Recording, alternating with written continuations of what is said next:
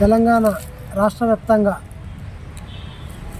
ప్రజల్ని ఎన్నికల మూడ్లోకి తీసుకొని వచ్చి గందరగోళమైనటువంటి ఓటర్ లిస్టును రాష్ట్రంలోని అన్ని మున్సిపాలిటీల్లో ప్రకటన చేసి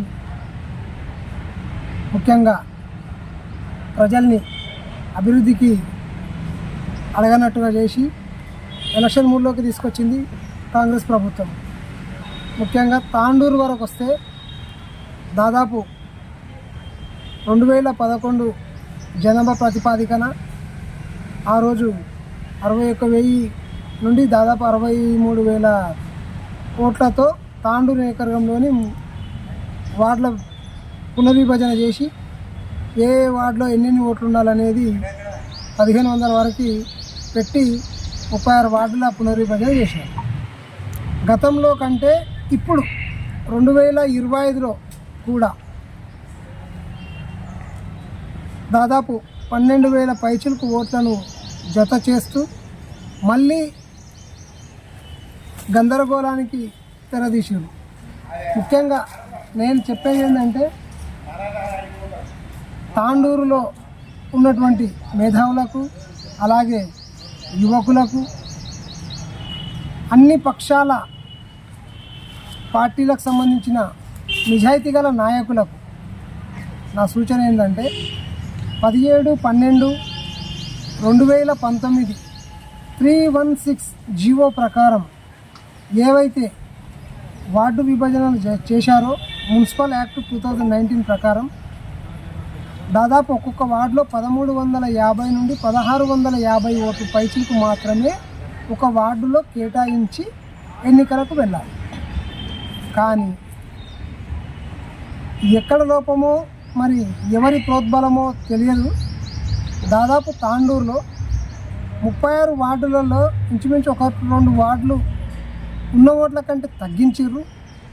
మిగతా 34 వార్డులలో విపరీతమైన ఓటింగ్ సరళిని పెంచారు. వాస్తవం ఏంటంటే అసలు వాళ్ళు ఈ తాండ్రుకు చెందిన వాళ్ళ లేదా పక్క విలేజ్లో వాళ్ళ పక్క మండలానికి సంబంధించిన వాళ్ళ కూడా తెలియని అయోమయం పరిస్థితిలో ఉన్నారు.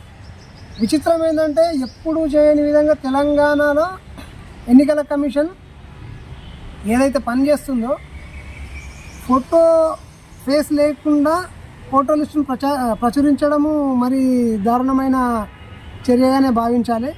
ముఖ్యంగా అధికారులు మరి అధికార పార్టీ నాయకులే అనుకుంటా నాకు తెలిసి, లేదా ఇంకెవరా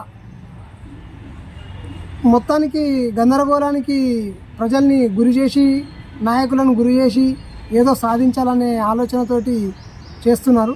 కాకపోతే 1,650 లోపు ఉండాల్సిన ఓటరు సంఖ్య ఒక వార్డులో కొన్ని వార్డులలో 3,000, ఇంకో కొన్ని వార్డులలో 2,900, ఇంకో కొన్ని వార్డులలో 2,500, ఇంకో కొన్ని వార్డులలో 2,100, 2,000 ఆ రకంగా చేసి దాదాపు 77,000 ఓట్ల జాబితాను ప్రచురించి 36 వార్డులకు ఓటర్ జాబితాను ప్రకటన చేశారు మున్సిపల్ అధికారులు.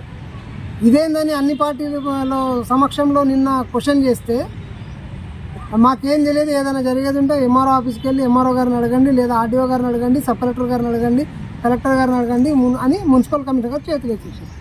ఇదేంది అని ప్రశ్నించేటప్పుడు సమాధానం చెప్పుకోకుండా చేతులు ఎత్తేయడం ఎంతవరకు న్యాయమో నాకైతే అర్థమవుతలేదు. ఇంకొక విషయం ఏంటంటే ఏదైతే గందరగోళమైనటువంటి ఈ యొక్క ఓటర్ జాబితా ఉందో దాన్ని సరిచేసి ఎలక్షన్కి వస్తే బాగుంటుందని చెప్పి నేను మీడియా ముఖంగా అధికారులకు కానీ, కలెక్టర్ గారు కానీ, ఎమ్మెల్యే గారు కానీ, ఎన్నికల కమిషన్ గారు కానీ నేను విన్నవించుకుంటున్నాను. అలాగే నాకు తెలిసి భారతీయ జనతా పార్టీ గతంలో కన్నా ఇప్పుడు 2025 తర్వాత ఎంపీ ఎలక్షన్స్ ఏవైతే అయినాయో దాని తర్వాత ఊహించని విధంగా అన్ని పట్టణ ప్రాంతాలలో కానీ గ్రామీణ ప్రాంతాలలో కానీ ఒక పుంజుకున్న దాఖలాలు అయితే 100% కనపడుతున్నాయి. ఎక్కడ బీజేపీ పట్టణాలలో కైవసం చేసుకుంటుందో అనే దురుద్దేశంతో ఒక వర్గం ఓట్లను కూడా దాదాపు 7,000 పైచిలకు ఒక తాండూరులోనే 12,000లో దాదాపు 3 నుంచి 4,000 పైచిలకు ఓట్లు హిందువులై ఉంటే దాదాపు 7 నుంచి 8,000 పైచిలకు ఓట్లు ఒక వర్గం ఓట్లనే జత చేస్తూ అన్ని వార్డులకు దాదాపు ఒక వార్డుకు 200, ఒక వార్డుకు 300, ఒక వార్డుకు 400 అట్లా కలుపుకుంటూ మొత్తానికి 12,000 ఓట్లను జత చేసి 77,000 ఓట్లకు తీసుకొని వచ్చిర్రు.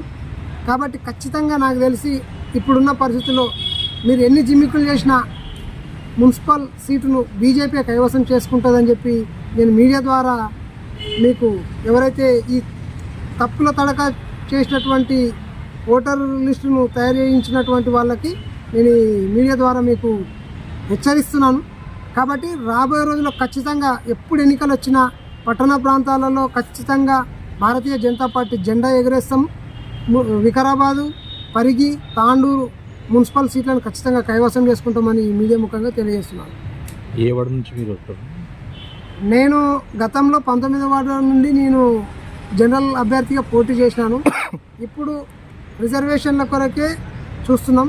ఖచ్చితంగా 19వ వార్డు మళ్ళీ జనరల్ స్థానం వచ్చిందంటే నాకు తెలిసి 36 వార్డులలో మొట్టమొదటి బీజేపీ కైవసం చేసుకునే సీటు కూడా నాదే అయి ఉంటుందని చెప్పి నేను ఆశాభావం వ్యక్తం చేస్తున్నాను.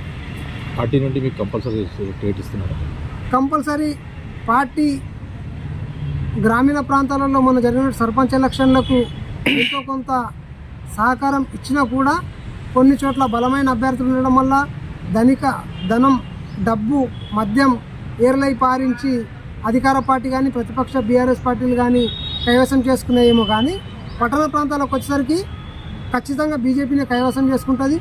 పట్టణ ప్రాంతంలో ఉన్నప్పటికీ ఖచ్చితంగా బీజేపీ అధినాయకత్వం కూడా 100% సపోర్ట్ ఇస్తుందని చెప్పి నేను సభాముఖంగా తెలియజేస్తున్నాను. ఈ మీడియా ముఖంగా టికెట్ విషయమై పార్టీ హామీ ఇచ్చిందా మీకు? టికెట్ విషయమై ఇప్పటివరకు ఏ ఒక్క అభ్యర్థికి కూడా ఏ ఒక్క నాయకునికి కూడా హామీ ఇవ్వలేరు.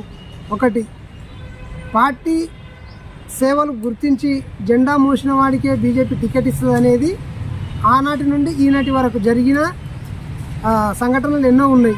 కాబట్టి బీజేపీ పార్టీలో మాకంటూ ఒక స్థానం ఉంది, నమ్మకంగా ఒక సీట్ ఇస్తారనే ఒక ఆశాభావం అయితే ఉంది.